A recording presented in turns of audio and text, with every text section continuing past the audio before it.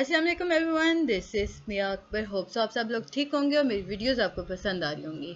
आज ही हम लोग EC 301 का लेसन नंबर 3 और 4 करेंगे। उम्मीद है कि आपको फर्स्ट 2 लेक्चर्स समझ आ चुके होंगे। तो चलिए जी अपनी वीडियो करते हैं start. Theory and research in child development part 3। अब आते हैं हम टॉपिक 10 की तरफ, दैट इज पोल्यूशन फैक्टर। अब देखें, एयर जो होती है वो प्लूटेड होती है इनडोर भी और आउटडोर भी। इसमें हम बात करते हैं कॉन्टिमिनेटेड वाटर की, लैक ऑफ एडिक्वेट सैनिटेशन की, टॉक्सिक हैजर्ड्स की, डिजीज वेक्टर्स की। अल्ट्रा वायलेट रेडिएशंस भी इसी के अंदर आ जाती हैं, डिग्रेडेड इकोसिस्टम भी इसी में आ जाता है। अगेन टॉक्सिक हैजर्ड आपको बताया गया। यानी कि आपको अगर क्वेश्चन आता है कि पोल्यूशन फैक्टर्स को डिटरमिन करें या डिफाइन करें या आप इनलिस्ट करें, तो उनमें से भी आपको सिंपल इन्हीं में से कुछ 4-5 आपने लिख लेने हैं। डिजीज फैक्टर कर दें, टॉक्सिक हैजर्ड कर दें, अल्ट्रा वायलेट रेडिएशंस कर दें,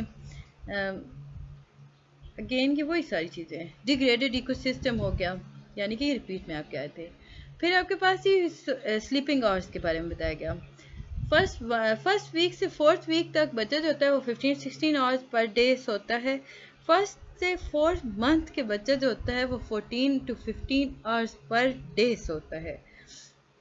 यानी कि फर्स्ट टू फोर्थ वीक और जो बच्चा होता है वो भी 15 to 16 आवर्स होता है, और 1 to 4 मंथ का जो बच्चा होता है वो 14 से 15 आवर पर डे होता है।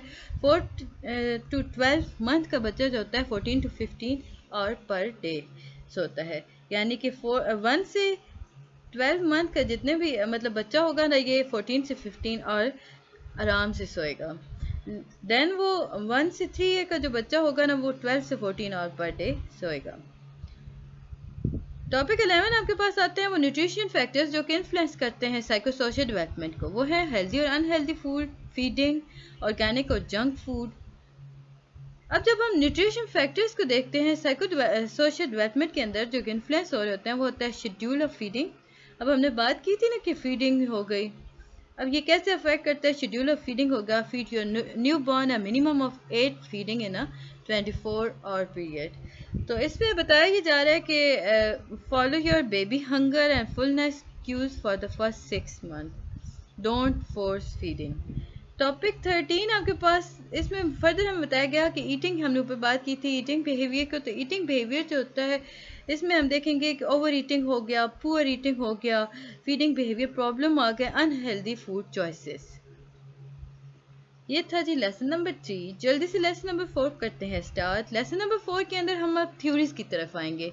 Theories of human development and learning, यानी कि कैसे ह्यूमन डेवलपमेंट स्टार्ट होती है। अब इसमें हम पहले बात करते हैं डायरेक्टली इन्हांसिंग ह्यूमन एबिलिटीज़ को, like long and health life हो गया, नॉलेज हो गया। इसमें हम डिसेंट स्टैंडर्ड ऑफ लिविंग की बात कर रहे होते हैं।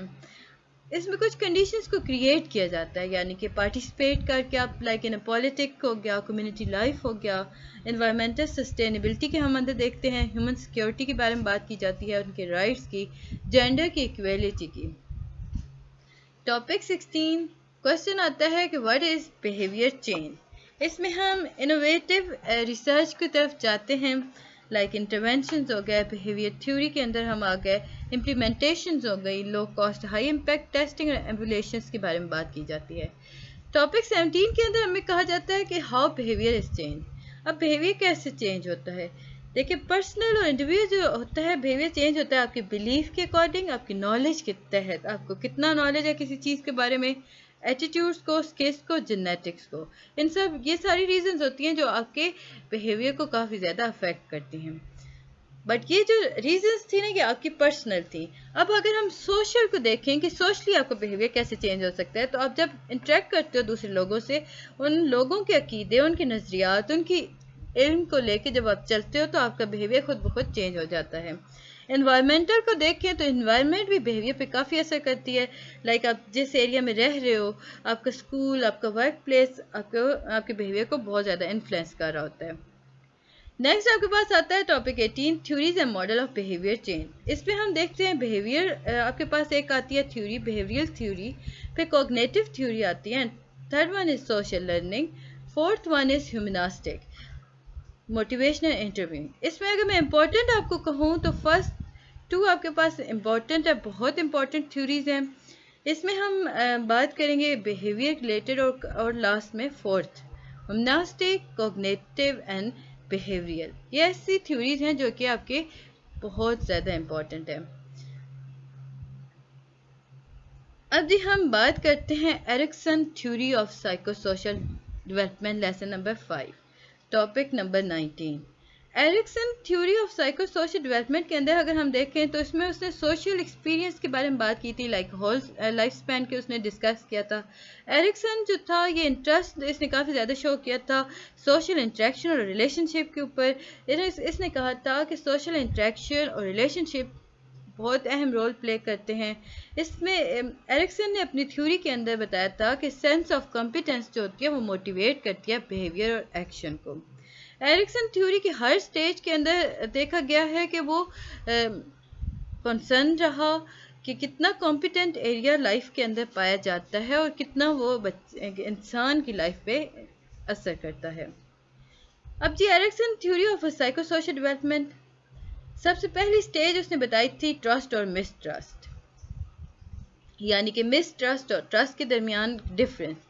اب اس نے کہا کہ جب بچہ پیدا ہو جاتا ہے نا, وہ 1 ایئر آف ایج پہ پہنچتا ہے تو وہ اس میں وہ انکلوڈ کر ہوتا ہے فیڈنگ کو, اور وہ کمفرٹ فیل کر ہوتا ہے, لائک سلیپنگ ہو گیا. اب یہ جو کمفرٹ فیل کرنا ہے تو وہ کیا کر رہا ہے, وہ سیف خود کو محسوس کر رہا ہے, وہ سیکیور کر رہا ہے, یعنی کہ اس نے ٹرسٹ کو حاصل کر لیا, اچیو کر لیا. اسی سٹیج پر اگر وہ انکانسسٹنٹ ہے, ایموشنلی ان اویلیبل ہے, وہ بار بار ریجیکٹ ہو رہا ہے بچہ, تو وہ کیا ہوگا کہ اس کے اندر فیلنگ ڈیولپ ہونا سٹارٹ ہو جاتی ہے مس ٹرسٹ کی, اور فیلئرس کی طرف وہ بچہ بڑھنا شروع ہو جاتا ہے, اور یہ برتھ کے بعد کی گئی. اب سٹیج 2 کو اس نے کہا اٹانومی اور versus shame and doubt.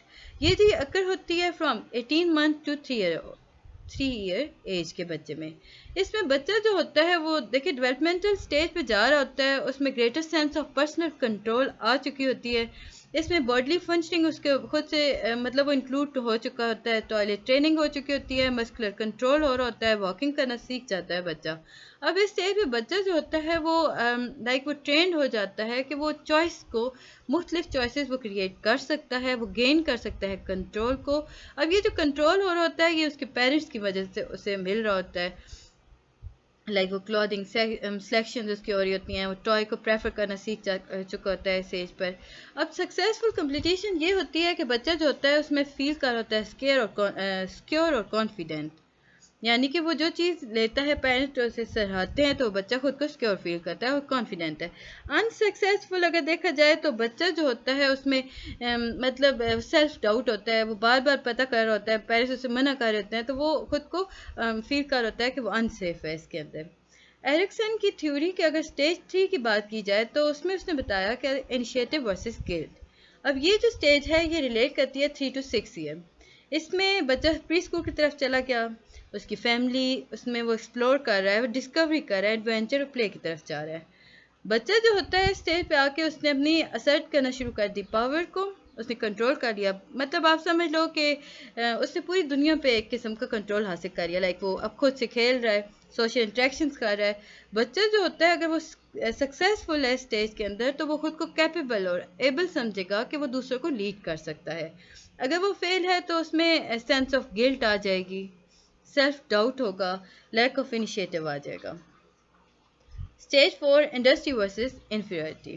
Stage 4 کو شروع کرنے سے پہلے کائنڈلی میرے چینل کو لائک اور سبسکرائب ضرور کر دیں. ویڈیو پسند آتی ہے تو کمنٹ کر دیں, جو چیز نہیں سمجھ آتی وہ مجھ سے پتہ کر لیا کریں. اسٹیج 4 کے اندر اس نے بات کی کہ یہ اسٹیج جو ہوتی ہے یہ اسٹارٹ ہوتی ہے 6 to 12 ایئر اور بچے کے اندر اگر ہم دیکھیں تو اس میں بچہ جو ہے, اب جیسے کہ ہم نے دیکھا تھا کہ وہ اسکول میں آ چکا ہے, اب وہ اسکول میں آیا, اس نے ٹیچر سے انٹریکٹ کرنا اسٹارٹ کیا, فرینڈ سے, نیبرہڈ سے, مختلف اچیومنٹ اس نے اکمپلش کرنا اسٹارٹ کر دیں.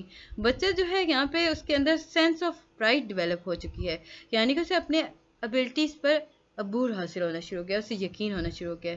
اب یہاں پہ وہ فیلنگ آف کمپیٹنس اور بلیف اپنے اسکلز پہ لے کے آ گیا. اسٹیج 5 اس میں اس نے بتایا کہ آئیڈینٹی ورسز رول کنفیوژن. اب یہ جو اسٹیج ہوتی ہے کنٹینیو کرتی ہے from 12 year to 18 year age. اس میں بچہ جو ہوتا ہے اپنے پیس کے ساتھ انٹریکٹ کر رہا ہوتا ہے, گروپ کے ساتھ وہ انفلوئنس کر رہا ہوتا ہے, لائک وہ آئیڈینٹی اور ڈائریکشنس کی طرف ریزالو کر رہا ہوتا ہے, ان کی طرف موٹیویٹ ہو رہا ہوتا ہے. اس میں بچہ جو ہوتا ہے وہ گرو اپ ہو جاتا ہے, اس میں انڈیپینڈنس آ جاتی ہے, اس میں سیلف ایگو آ جاتی ہے, ایگو آئیڈینٹی آ جاتی ہے. اس میں strong sense of self and feeling of independence and control آ جاتی ہے. Stage 6 intimacy versus isolation. اب یہ ینگ اڈلٹہڈ کی طرف ہم بڑھ گئے ہیں. Include love, friends, work connection, intimate relationship, work and social life. یہ وہ پیریڈ ہے جب بچہ جو ہوتا ہے وہ ارلی اڈلٹہڈ کی طرف جاتا ہے. اس میں بچہ جو ہوتا ہے وہ ایکسپلور کر رہا ہوتا ہے پرسنل ریلیشن شپس کو. اب یہ پرسنل ریلیشن شپ دوسرے لوگوں کی طرف اسے مائل کرتے ہیں. اب بچے جو ہوتے ہیں اس میں جب دوسری طرف انٹریکٹ کر رہے ہوتے ہیں تو لوگ جو ہوتے ہیں ان کے نزدیک آتے ہیں, وہ جن کو پسند کرتے ہیں وہ ان کے نزدیک آنا شروع ہو جاتے ہیں. سو وہ کیا ہوا کہ انہوں نے ریلیشن شپ کریٹ کرنا سیکھ لیا, اسے کمٹ کرنا اسٹارٹ کر دیا. تو یہ تھا جی لیکچر نمبر 5. امید ہے کہ آپ کو سمجھ آئے گا اور پسند بھی آئے گا. ملتے ہیں نیکسٹ ویڈیو میں, تب تک کے لیے اللہ حافظ.